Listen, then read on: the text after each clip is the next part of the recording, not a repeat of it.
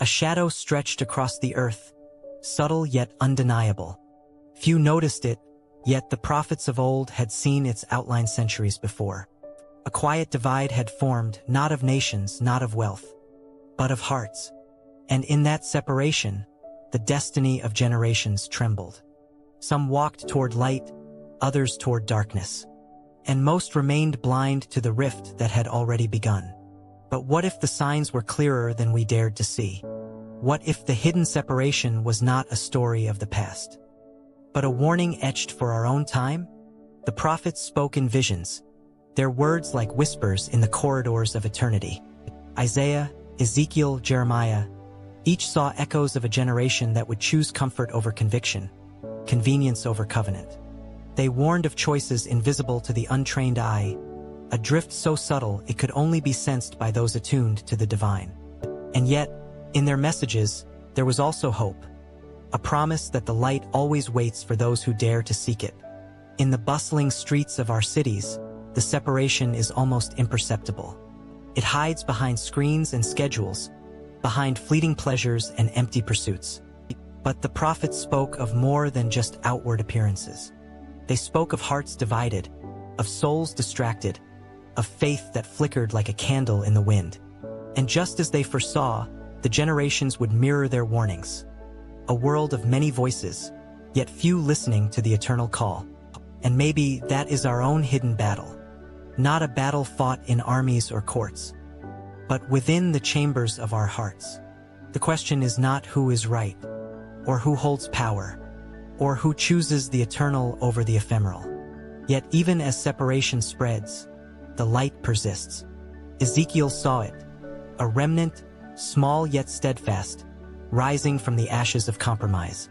They are the ones who pause, who listen, who remember. Their lives may seem ordinary, but in the eyes of eternity, they carry a weight unseen, a testimony of alignment with divine purpose.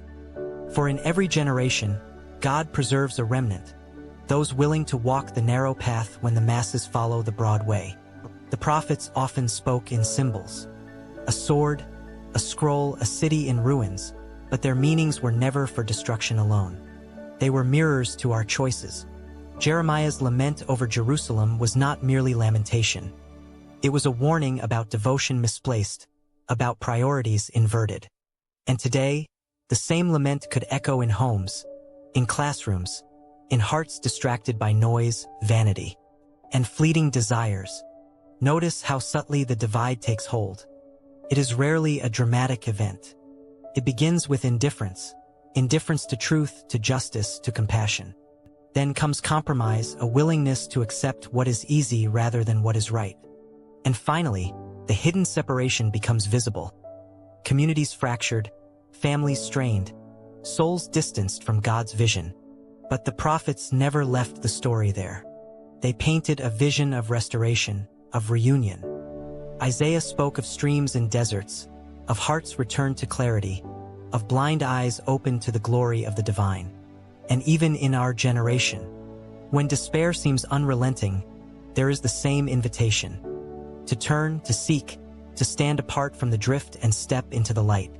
There is a tension in our age that the prophets would have recognized instantly. Technology, knowledge, and connectivity, these tools, and wielded without wisdom, can deepen separation rather than close it. A generation surrounded by information yet starving for understanding, voices shouting yet few listening, hearts busy yet empty. And here lies the crucial reflection. Are we aware of the division within ourselves? Are we, even unknowingly, part of the hidden separation? Each choice, each compromise, each ignored whisper of conscience nudges us either closer to the light or deeper into shadow. Then comes a moment, often silent, almost imperceptible, when the choice must be made. Ezekiel saw it in the valley of dry bones. Life returns only when breath from above moves through the hollow and broken. In our generation, this breath is still offered, but few feel it. The rhythm of the Spirit waits for hearts willing to listen, for eyes willing to see the subtle cues of divine guidance. And maybe that is why the separation feels so profound. It is not only external. It mirrors an internal rift between knowing and doing, between desire and devotion, between fear and faith. The prophets warned that without attention to this inner separation, even the most pious actions can become hollow. Yet hope is never absent. Even amidst widespread drift, the prophets highlighted the few who would respond, who would walk unshaken.